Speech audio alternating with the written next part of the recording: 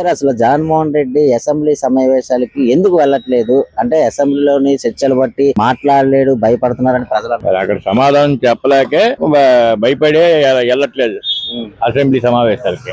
అది అంటే గత 5 సంవత్సరాలు ఏం చేశారు అవన్నీ చేయలేదు కాబట్టి వాళ్ళు అడిగిన క్వశ్చన్ కి సమాధానం చెప్పలేక వెళ్ళాలని భయపడుతున్నారు. అంటే అడిగిన దానికి క్లారిఫికేషన్ ఇవ్వలేక అసెంబ్లీ సమావేశాలకు వెళ్ళలేకపోతున్నారు. ఈ 11 మందితో వెళ్ళి ప్రజల సమస్యలను మాట్లాడాలి కదా ఏదో. అంతే కదండి, 11 మందిని గెలిపించావు, నువ్వు అపోజిషన్ లో ఉన్నావంటే నువ్వు మాట్లాడితే నెక్స్ట్ ఏదైనా నీకు ఛాన్స్ ఉంటది. అంతే కదండి. కానీ ప్రజలు గమనిస్తారు కదా బాబాయ్. అన్ని ప్రజలు ఎప్పుడు గమనిస్తారండి, వాళ్ళు సీటుకి ఆయుధం వచ్చినప్పుడు వేస్తారు తరువు. అది అసలు కనీసం ఈ 3 సంవత్సరాలు మన జాతీయ జెండాను ఎగరడించడానికి కూడా జగన్మోహన్ రెడ్డి బయటకు రాలేదు. అసలు దేశభక్తి అనేది ఉండాలి కదా. దేశభక్తి ఉంటే ఇంకే ఎలా 5 సంవత్సరాలు బాగున్నాం, దేశభక్తి లేకే కదా. అంతే కదా. కానీ ప్రతి పౌరుడు మన జాతీయ జెండాను ఎగరవలసిన ఉంటుంది కదా, బాధ్యత ఉంటది కదా. మన దేశాన్ని గౌరవించే జాతీయ జెండాను ఎగరడానికి మన ప్రతి పౌరుడికి ఇది ఉంటది, సంబంధం ఉంటది. కానీ జైల్లో ఉన్న ఖైదీలు కలడానికి మాత్రం జగన్మోహన్ రెడ్డి టైం చూసుకొని వెళ్తారు, కానీ మన జాతీయ జెండాను గౌరవించడానికి మరి అంతే కదా. మరి జాతీయ జనాన్ని గౌరవించడానికి వెళ్ళరు, కానీ ఇదే మెయిన్. అది తెంగేస్తాడు వైఎస్ఆర్ టోటల్ అయితే కూటమి ప్రభుత్వం మీద నమ్మకం అయితే బాగా నమ్మకం ఉందండి. వెళ్ళాలి కదా సార్, వెళ్ళాలి. మళ్ళీ ప్రతిపక్ష హోదా ఉంటేనే కదా ఆయన లోపలికి వెళ్ళాలి. ఎలా చేసేది హోదా లేదని చెప్పేసి ఎంతమంది ఉన్నా వెళ్ళాలి కదా సార్. ప్రత్యేక హోదా ఇప్పుడు ప్రత్యేక హోదా రాలేని మనిషి ప్రత్యేక హోదా ఇవ్వాలి, మరి ఇవ్వాలి కదా, ప్రత్యేక హోదా ఇవ్వాలి కదా.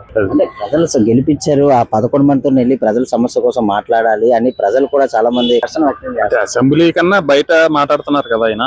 బయట ఎక్కువగా ప్రజల గురించే కదా ఆయన చేస్తుంది. ప్రతిపక్ష హోదా ఇచ్చింది ఇంకా ఎక్కువ ప్రజల గురించి మాట్లాడే ఛాన్స్ ఉంటది ఇంకా అన్నది. అంటే అప్పుడు అసెంబ్లీలో కూడా బాగా మా గురించి బాగా మాట్లాడుతున్నారు అని చెప్పేసి వెళ్లకుండా జీతాలు తీసుకోవడం అనేది అది కొంతవరకు పొరపాటు. ఇప్పుడు అసెంబ్లీ సమావేశాలకి జగన్మోహన్ రెడ్డి ఎందుకు వెళ్ళట్లేదు అంటే 11 మందిని ప్రజలు గెలిపించారు ఎమ్మెల్యేలుగా, కనీసం ప్రజల సమస్యలు మాట్లాడడానికి కూడా అసెంబ్లీ సమావేశాలకు ఎందుకు వెళ్ళట్లేదు? జగన్మోహన్ రెడ్డి ముందు ప్రజా తీర్పును గౌరవించాలండి. ఫస్ట్ ఆఫ్ ఆల్ 11 సీట్లు వచ్చినా, ఇంత ముందు 151 సీట్లు వచ్చినా అధికారం ఉంటేనే అసెంబ్లీకి వస్తాను. ఇప్పుడు నిన్ను గెలిపించింది 11 మంది అయినా మీరు వచ్చి ప్రజా సమస్యల మీద పాలకపక్షాన్ని నిలదీయండి. మీరు రోడ్ల మీదకి వచ్చి దగా డిఎస్సీ అని ఎక్కడో ఏదో జరిగిపోయిందని చెప్పి లోకేష్ గారిని రాజీనామా చేయమంటాం అనేది కరెక్ట్ కాదు. మీ దగ్గర ఎవిడెన్స్ ఉన్నాయనుకోండి, కోర్టులో వేసారు, కోర్టు ముట్టుకెళ్ళి వేసింది, హైకోర్టులోకి వెళ్ళారు, సుప్రీంకోర్టుకి వెళ్ళారు, అక్కడ కూడా పేపర్ లీక్ అయినట్టు ఎక్కడ ఎవిడెన్స్ లేవు, ఎవరు కూడా ఆరోపణలు చేయలేదు. దాని మీద వచ్చి అసెంబ్లీలో చర్చించండి. సవాల్ చేశారు కదా మా యువ నాయకుడు, వచ్చి అసెంబ్లీలో చర్చించండి,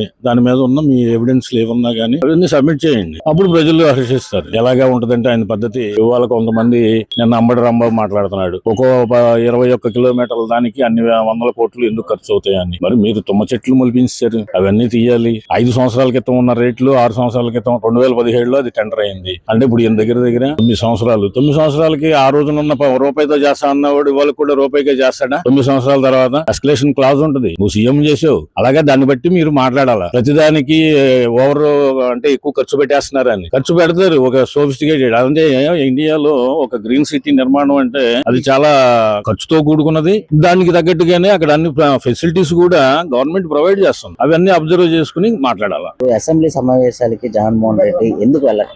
ఆయనకి మొత్తం ప్రజల పరిపాలన ఇప్పుడు జరుగుతున్న పరిపాలనకి నచ్చకపోవడం, ఒక ఆవేశాలు ఉంటాయి, వాళ్ళకి వీళ్ళకి ఆవేశాలు ఉంటాయి. సేమ్ ఇద్దరు ఒకటే లైన్స్ లో ఉన్నారు. రెండుకి ఈయన ఆన్సర్ ఏంటంటే తక్కువ మంది మీద వెళ్ళినా ప్రెజర్ చాలదు, ఈయన ఎక్కడికక్కడ ప్రెజర్ పెట్టేస్తున్నారు. మరి అది ఆటోమేటిక్ గా ఇంటర్నల్ పాలిటిక్స్ లో ఇది పాలిటిక్స్ పవర్. ఈ పవర్ ని అసెంబ్లీలో పెట్టినంతట్లో సాల్వ్ అవ్వదు, డిగ్రేడ్ అవుతారు, వాళ్ళు కూడా పొజిషన్ కి వస్తారు. కానీ ప్రజల్లో చైతన్యం చేయాలంటే ఈయన ఈ విధంగా వెళ్ళవలసిందే కంపల్సరీ. ఇది అసెంబ్లీ సమావేశాల్లోని డెవలప్మెంట్ చర్చలు గానీ, లేదంటే ఇతను చేసిన గత ప్రభుత్వంలో ఏవేవి చేసిన అవన్నీ చర్చలు జరిగినప్పుడు ఇతను సమాధానం ఇవ్వలేక జగన్మోహన్ రెడ్డి రావడం అంతేనండి. ఇది ఒక కబడ్డీ ఆటలాడిది తగ్గారనుకోండి క్యాండిడేట్స్, దాన్ని ఎలా చేయగలరు? మీరు ఏరియాలో దిగాలంటే ఒక బ్యాచ్ ఇది అవుతుంది. అంటే అసెంబ్లీ మనకి ఒక టార్గెట్ పెట్టుకుంటే అసెంబ్లీలోనే చెయ్యండి ప్రూవ్డ్ అంటే బయట ఉండి కూడా చెయ్యొచ్చు. ఒక ఎమ్మెల్యేగా ఒక ఆటోమేటిక్ గా ఒక ఈ స్వపరిపాలన చెయ్యాలనుకుంటే అలా కూడా ఉంది, పొజిషన్ ఉంది కదా. మరి వాళ్ళకి ఇష్టం లేదంటే అడగడితే లోపలికి రా అంటున్నారు. లోపలికి వచ్చారంటే ఆటోమేటిక్ గా ఫోర్స్ ఎక్కువైపోతుంది. అది అందరికీ తెలిసిందే. కొన్ని చెప్పరు, కొన్ని బయటకు చెప్తారు. కానీ మరి ఇంక తప్పదు, ఈ గేమ్ ఆడుతూ ఉండాలి. మనం చూస్తూ ఉండాలి. కానీ అసెంబ్లీకి వెళ్లకుండా వెళ్ళాలి. జీతాలు తీసుకోవడం అనేది అది చాలా రాంగ్. వెళ్ళాలి, వెళ్ళి దానికి మేము చెప్తా సమాధానం ఎలా చెప్పాలో అలా చెప్తామని ఆన్సర్ చేయాలి గట్టిగా. నేను ఇక్కడ చెప్తాను, ఇది కూడా బయట చెప్తాను, గద్దించి మరి రెట్టించే యాక్షన్ తో చేయడం ఎంతో ఉత్తమమైన నీతి పరులు అయితే చెప్తారు. అది మరి ఇది ఎంతవరకు వెళ్తారు అనేది అది పబ్లిక్ నుంచి రావాలి, అతని నుంచి వస్తుంది. అంటే ఈ రెండు మ్యాచ్ అవ్వాలి. ఫోర్స్ అయితే ఫ్యూచర్ బాగుంటది, అందరికి ఉండాలి, అపోజిషన్ అనేది ఉండాలి. వీళ్ళు వెళ్ళాలండి, వెళ్ళాలి. వీళ్ళు వెళ్తే స్ట్రెంగ్త్ వస్తుంది, మనకు కూడా మనోడు వెళ్ళాడని ఒక ఇది ఉంటుంది, గెలిపించిన వాళ్ళకి కూడా కొంచెం ఒక వాయిస్ వస్తుంది, ఫోర్స్ వస్తుంది, స్ట్రెంగ్త్ వస్తుంది. వెళ్ళకుండా అంటే పిరికితనం కింద ఉంటది. జనరల్గా ఏంటంటే ప్రజాప్రతినిధులు అన్న వాళ్ళు they have to ways the assembly, it's invariably. రెండోది ఏంటంటే ఏదైనా ఇది ఉన్నప్పుడు సో వాళ్ళు ప్రొవైడ్ చేయాలి కదా, ప్రజల తరపు ఎన్నికలు పడ్డారు కాబట్టి వాళ్ళు ప్రొవైడ్ చేయాలి. అది that is the right way of representing the public. కానీ అలా చేయలేదు కదా, అది చట్టవిరుద్ధం కూడా. వాళ్ళు చేయాలి. అసెంబ్లీ సమావేశాల్లోనే ఈ డెవలప్మెంట్ చర్చలు జరుగుతుంది. గత 5 సంవత్సరాలు ఇతను చేసిన చర్చలు జరుగుతాయి. సమాధానం చెప్పలేక జగన్మోహన్ రెడ్డి భయపడి వెళ్ళట్లేదని కొంతమంది అనుకుంటున్నారు. కానీ అలా అంటే జనాలు అలా భావిస్తారు మరి, ఎందుకంటే ఎప్పుడైతే మనం రిప్రజెంట్ చేయడం లేదో జనాలు అలా భావిస్తారు. కానీ అలా కాకుండా చెప్పాలి మళ్ళీ, the problems on the ground అని చెప్పినప్పుడే ఈ will become the real leader of the public. సరే, వెళ్ళకుండా జీతాలు తీసుకోవడం అనేది ఎంతవరకు కరెక్ట్?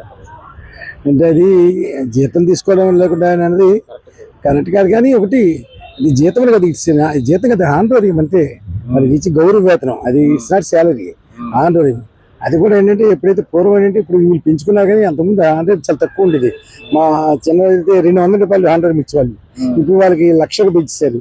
ఇది పబ్లిక్ మనీ కదా, మరి పబ్లిక్ మనీ దుర్వినియోగం కదా. అంటే ఒక అసెంబ్లీ సమావేశాలకు వెళ్ళట్లేదు, ఒక ప్రజల్లోకి రావట్లేదు, ఇవన్నీ చేయకుండా మళ్ళీ నేను అధికారంలోకి వచ్చేస్తాను, పాదయాత్ర చేస్తాను అంటున్నారు. మళ్ళీ ప్రజలు గమనిస్తారు అని కాదు. కానీ ఒకటి మనం ఏదో చెప్పినా అందరూ హర్షించేటట్టున్నారండి. అనిపిస్తుంది కూటమి ప్రభుత్వం వచ్చిన తర్వాత. ఒకటి అంటే వీళ్ళు కూడా ఖర్చులు దుర్వినియోగం ఎక్కువ పెడుతున్నారండి, అది ఉండకూడదు. ఇది ఇప్పుడు అన్నశ్రీ పెద్ద పెద్ద స్కీమ్ అడిగిన దానికి ఇచ్చేయటం. అది కాకుండా ఒక పక్కన స్టేట్ ఎకానమీ చూడాలి, తర్వాత డెవలప్మెంట్ చూడాలి, ఇవి కూడా చూడాలి. అవన్నీ సమన్వయం చేసుకుంటేనే కొద్దిగా లేకపోతే వెనుకలో ఎదురవుద్ది గవర్నమెంట్. ఇప్పుడు అన్ని కూడా ఫ్రీలు కూడా పెట్టకూడదు, అది కూడా తప్పే. వెళ్ళకపోయినా ఇచ్చేస్తున్నారు, దట్స్ వెరీ రాంగ్. అందుకే మన వెంకయ్య గారు చెప్తున్నారు కదా, అన్ని సబ్సిడీలు కూడా చెయ్యి. ఏమిటి రెండు చేయండి, విద్య వైద్యం రెండు అందరికి ఫ్రీగా ఇచ్చి, దట్స్ కరెక్ట్. తత్వం ఏమవ్వకూడదండి. అంటే ఇప్పుడు ఐఎమ్ నౌ 77 years old. నాకు తెలిసినంత వరకు అంటే రెండువి పేదవాళ్ళు ఎప్పుడు చూడదండి, పేదవాళ్ళకి ఇచ్చి. బట్ రెండు వాళ్ళు సోమరిపోతులు చేస్తున్నారు, అన్ని స్కీమ్ ఇచ్చి సోమరిపోతులు చేస్తారు. వాళ్ళు కూడా పని చేయట్లేదు. ఇప్పుడు వ్యవసాయం చూడండి, ఇప్పుడు వర్షాలు లేవు, ఎంత బాధగా ఉన్నది. ఇప్పుడు మనమే కాకపోతే అందరం బాధపడతాం, డబ్బు తినాం కదా, మనం తినేదేదో. అందుకే రైతుకి ఎంత చేసినా తీరదండి, రైతు ఇచ్చేయి. అదే అవసరంగా ఫ్రీ బస్సులు అంటాం, అమ్మగోడు అన్నాం, తల్లి కూడా అంటాం, ఇవన్నీ కూడా వాళ్ళు అడగటం లేదు. అడగకపోయినా ఇంకా ఇది ఓట్లు కొనుక్కుంటాం ఒక విధంగా. అది ఏ ప్రభుత్వం అసెంబ్లీ సమావేశాలకు వెళ్ళకపోవడం కరెక్ట్ కాదు. కరెక్ట్ కాదు. జగన్మోహన్ రెడ్డి ప్రజల సమస్యలు మాట్లాడడానికి ఎందుకు వెళ్ళట్లేదు? ఏమన్నా నేను యాక్చువల్లీ ఫాలో అవ్వట్లేదు, కానీ బట్ వాళ్ళ సీట్లు వాళ్ళు గెలిచారు కాబట్టి వాళ్ళు అట్లీస్ట్ వచ్చి వినాలి. వాళ్ళకి ఛాన్స్ వస్తే వాళ్ళు మాట్లాడాలి. వాళ్ళు అసెంబ్లీకి రాక ఇది రాక మళ్ళీ బయట వచ్చి పనికిరాని వ్యతిరేక అంతా చేస్తున్నారు కదా, అది దేనికి పాయింటే లేదు అసలు. అసెంబ్లీకి వెళ్ళి కూర్చోవాలి. ఇప్పుడు మీరు బాగా చదివినా చదవకపోయినా మార్కులు వచ్చినా లేకపోయినా స్కూల్కి వెళ్తారు కదా, అలాగే అసెంబ్లీకి కూడా వెళ్ళాలి. మరి వీళ్ళు వెళ్లకుండానే వచ్చి ఇందులో ఇలా జరిగింది, అందులో పేపర్ లీక్ అయింది, ఇదేనంటే బేస్లెస్ వ్యాఖ్యలు అన్ని చేస్తే ఎలాగవుతుందండి? అసలు అవుతుంది. వెళ్ళాలి. నీకు గెలిపించారు కదా, నీ కాన్స్టిట్యూషన్ లో నువ్వు గెలిచావు కదా, వెళ్ళి కూర్చో. నీతో పాటు మిగతా 10 మందిని కూడా తీసుకెళ్ళు, గెలిచిన వాళ్ళని. వెళ్ళి కూర్చొని అక్కడ వినండి, మీరు మాట్లాడండి. నువ్వేదో భయపడిపోయి లేకపోతే అలాగే విమర్శిస్తారని భయపడిపోయి కాదు, నువ్వు వెళ్ళి కూర్చో. నువ్వు గెలిచావు కాబట్టి నువ్వు వెళ్ళి కూర్చోవాలి. నీకు సీట్ దొరకలేదు, నీకు గెలలేదంటే అప్పుడు ఇంట్లో కూర్చున్నా పర్లేదు. గెలిచిన తర్వాత కూడా అసెంబ్లీకి వెళ్లకుండా నువ్వు ఎక్కడ కూర్చొని ఇంకంటే నువ్వు ఏ విధంగా నెక్స్ట్ మళ్ళీ మా గవర్నమెంట్ వస్తుంది ఏ గుండె ధైర్యంతో చెప్తున్నావు? ఎందుకు వస్తుంది? నువ్వు అసలు ఏం మాట్లాడావని ఎవడే నీకు ఓట్లు. నాకు తెలిసి అతని కాన్స్టిట్యూషన్ లో కూడా ఓడిపోయే ఛాన్స్ ఉంటాయి ఇంకా ఫ్యూచర్ లో. అది ఇప్పుడు అసెంబ్లీ సమావేశాల్లోనే ఇతను 5 సంవత్సరాలు ఏదైతే చేశాడో ఆ చర్చలు జరుగుతాయి. తర్వాత ఇప్పుడున్న జరుగుతున్న డెవలప్మెంట్ చర్చల కోసం సమాధానం చెప్పలేక జగన్మోహన్ రావట్లేదని ప్రజలు అందువల్ల రావట్లేదని మేబీ అయ్యి ఉండొచ్చండి. ఇప్పుడు వీళ్ళ టైంలో ఏంటంటే డెవలప్మెంట్ కాదు కదా, ఓన్లీ దోచిపెట్టడాలు, ఏవో సంక్షేమ పథకాలు ఇచ్చాను అన్నాడు కదా, అందరికి చేరలేదండి. ఓకేనా, అది ఎవరికి చేరలేదు, కొంతమందికే చేరాయి అంతే. కాకపోతే ఏంటంటే వీళ్ళు ఏంటంటే గివ్ అండ్ టేక్ పాలసీలోనే వెళ్ళారు అంతే. ఏదైనా చేద్దాం ఇది లేదన్నా ఏమి లేదు అసలు మినిమం.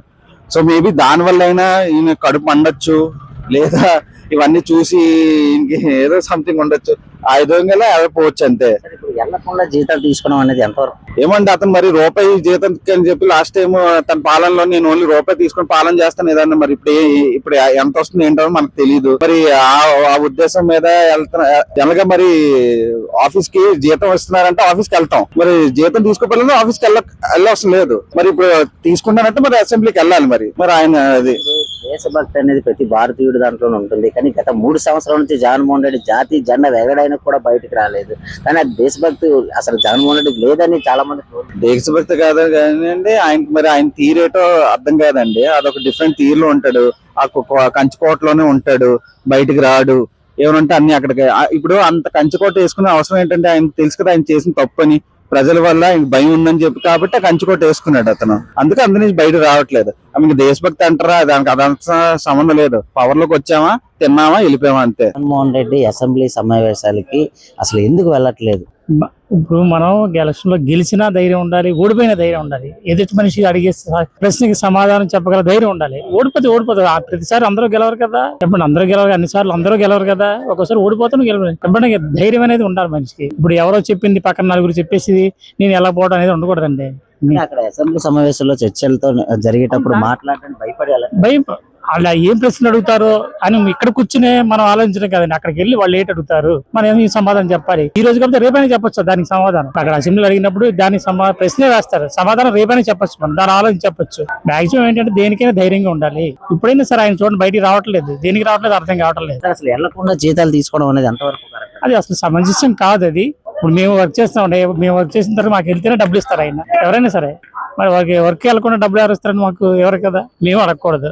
ఇప్పుడు ఆయన పాలన ఎలా ఉన్నది అనేది ఇంకా దాని గురించి మనం అంత డిస్కషన్ చేయకూడదు. దాని గురించి జగన్మోహన్ రెడ్డి జైల్లోకి వెళ్ళి ఖైదీలు కరవడానికి టైం ఉంది, కానీ మన జాతీయ జెండాని గౌరవించడానికి ఎగరడానికి కూడా అసలు 3 సంవత్సరాలు బయటకు అసలు లేదండి. ఆయన 3 సంవత్సరాల్లో నాకు ఎప్పుడు కూడా జాతీయ జెండా ఎగరేసేట ఆయన ఎక్కడ కనపడలేదు.